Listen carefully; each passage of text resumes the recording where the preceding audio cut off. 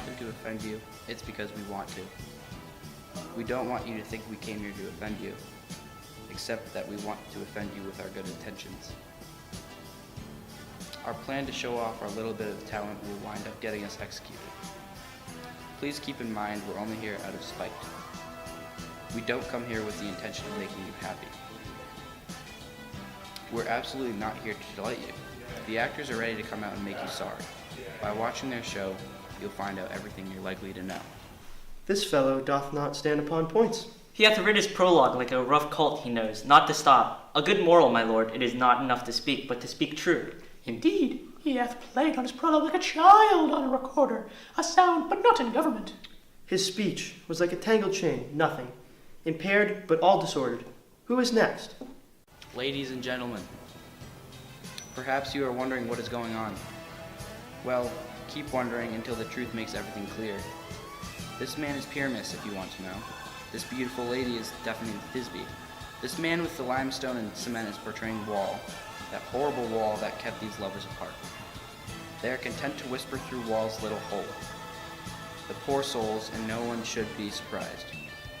This man with his lantern, dog, and thorn bush portrays Moonshine, because if you want to know, the lovers were not ashamed to meet each other by moonshine at Nina's tomb in order to carry on their courtship. This grisly beast, which is called Lion, scared away, or rather frightened, the faithful Thisbe when she arrived at the meeting place at night. As she ran away from him, she dropped her cloak, which the horrible lion stained with his bloody mouth. Soon Pyramus comes along, a tall and handsome young man, and finds his faithful Thisbe's cloak to be dead. At this point, he takes his sword, his bloody, blameful blade, and bravely breaks open his boiling, bloody breast. And Thisbe, hiding in the shade of the mulberry bushes, took his dagger and killed herself. For the rest of the story, let Lion, Moonshine, Wall, and the two lovers talk more about it, since they are standing here. I wonder if the lion be to speak. No wonder, my lord. One lion may, many asses do. In this same interlude it doth befall that I, once now, by name, present a wall. And such a wall as I would have you think that had in it a crannied hole or a chink, through which the lovers, Pyramus and Thisbe, did whisper, often very secretly. This loam, the rough cast in this shape doth show that I am that same wall, the truth is so. And this the cranny is, right and sinister, through which the fearful lovers are to whisper. Would you desire lime and hair to speak better? It is the wittiest partition that ever I heard discourse, my lord. Pyramus draws near the wall. Silence. O grim-looked night, O night with hue so black, O night, which ever art when day is not. O night, alack, alack, alack. I fear my Thisbe's promise is forgot. And then, O wall, O sweet, O lovely wall, that stands between her father's ground and mine. Thou wall, O sweet and lovely wall, show me thine chink to blink through with mine eye. Thanks, courteous wall, shall shield thee well for this. But what see I? No Thisbe do I see. O wicked wall, through whom I see no bliss, cursed be thy stones for thus deceiving me. The wall, methinks, being sensible, should curse again. No, in truth, sir, deceiving me is Thisbe's cue. You see, she is to enter now, and I am to spy her through the wall. You shall see. It will fall part as I told you. Yonder she comes. O wall! Full often hast thou heard my moans for parting my fair Pyramus and me. My cherry lips have often kissed thy stones with lime, and hair knit up thee. I see a voice. Now will I to the chink to spy, and I can hear my Thisbe's face. Thisbe! My love thou art, my love, I think. Think what thou wilt. I am thy lover's grace, and like Limender, I am trusty still. And I, like Helen, till the fates me kill. Not Shaphalus to Procrus was so true. As Shaphalus to Procrus, I to you. Oh, kiss me through the hole of this vile wall. I kissed the wall's hole, not your lips at all. Wilt thou at Nini's tomb meet me straight away? Tide life, tide death, I come without delay. Oh, shoot. My lord, I doth have to use thy facility. Go on. Thank you, Lord.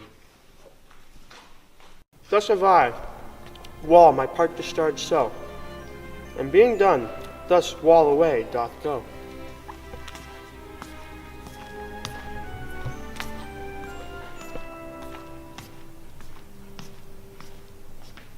Now is the mural down between the two neighbors. No remedy, my lord, when walls are so willful to hear without warning. This is the silliest stuff I've ever heard. The best in this kind are but shadows, and are the worst. Are no worse, if imagination amend them. If we must be your imagination then, and not theirs. If we imagine no worse of them than they of themselves, they may pass for excellent men. Here come two noble beasts in, a man and a lion. You whose ladies' gentle hearts do feel, the smallest monstrous mouse that creeps on the floor, may now perchance both quake and tremble here, when lion rough and wild as rage doth roar. Then lion I know, one snug joiner am I, a lion fell, nor else but a lion's dam. For I should as lion come in strife into this place, 'twere pity on my life. I doth have expelled my bowels, sire. That is most excellent, my good Lysander. Thank you, sire. Ah, a very gentle beast, of a good conscience. The very best at a beast, my lord, that ere I saw. This lion is a very fox for his valor. True, and a goose for his discretion. Not so, my lord, for his valor cannot carry his discretion, and the fox carries the goose. His discretion, I am sure, cannot carry his valor, for the goose carries not the fox. It is well, leave it to his discretion, and let us listen to the moon.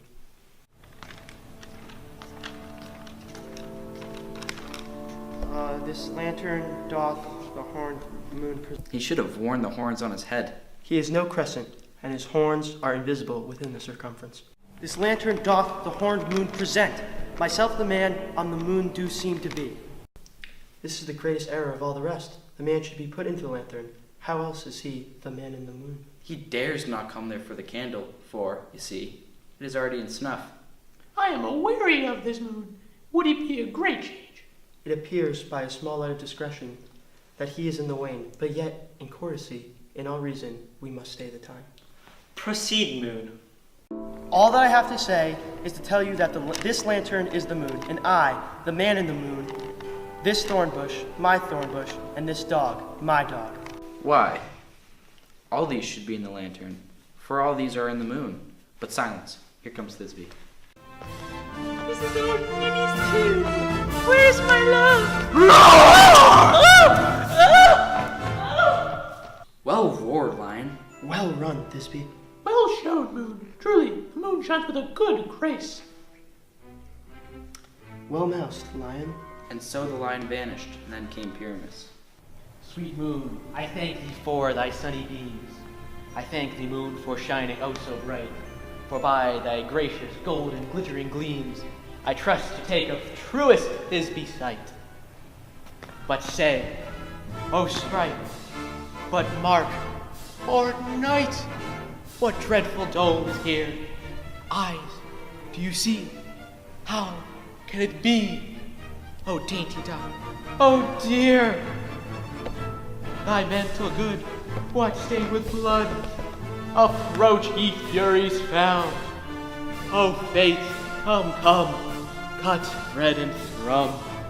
Quail, crush, conclude, and quell.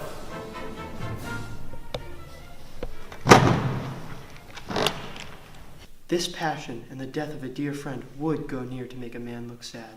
Be sure my heart, but I pity the man. Oh, wherefore nature dissed those lions' frame? Since lion vile hath here to flower, my dear, which is, no, which was the fairest dame that lived, that loved, that looked with cheer. Come, tears confound, out, sword and wound, the pop of Pyramus, aye, thy left pop, where the heart doth pop. And thus die I, thus. Now am I dead, now am I fled, my soul is the sky. Tongue, take thy light, moon, take thy light, and die.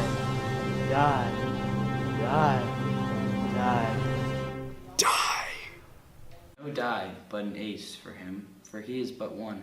Less than an ace, man, for he is dead. He is nothing. With the help of the surgeon, he might yet recover and prove an ass. How chance Moonshine is gone before Thisbe comes back and finds her lover? She will find him by starlight. Here she comes, and her passion ends the play. Oh. Asleep, my love?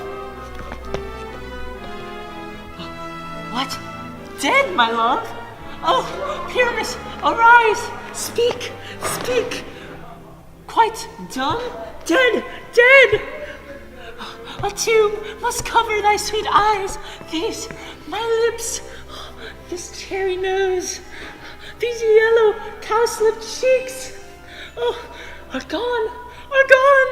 Lovers, make moan, his eyes are wide green as leeks. Oh, sisters, thee, come to me with hands as pale as milk. Lay them in gore, since you have sure, with shears his thread of silk. Tongue, not a word. Come, trusty sword. Come, blade. My breast in prune. And farewell, friends. Thus this ends. Adieu. Moonshine and Lion are left to bury the dead. Aye, and the wall too. No, I assure you, the wall is down that parted their fathers. Will it please you to see the epilogue? Or to hear a Bergamark dance between the two acting company? No epilogue, I pray you, for your play needs no excuse. Never excuse, for when the players are all dead, there needs none to be blamed. Marry he, if that he writ it had played Pyramus and hanged himself in Thisbe's garter, it would have been a fine tragedy, and so it is truly, and very notably discharged.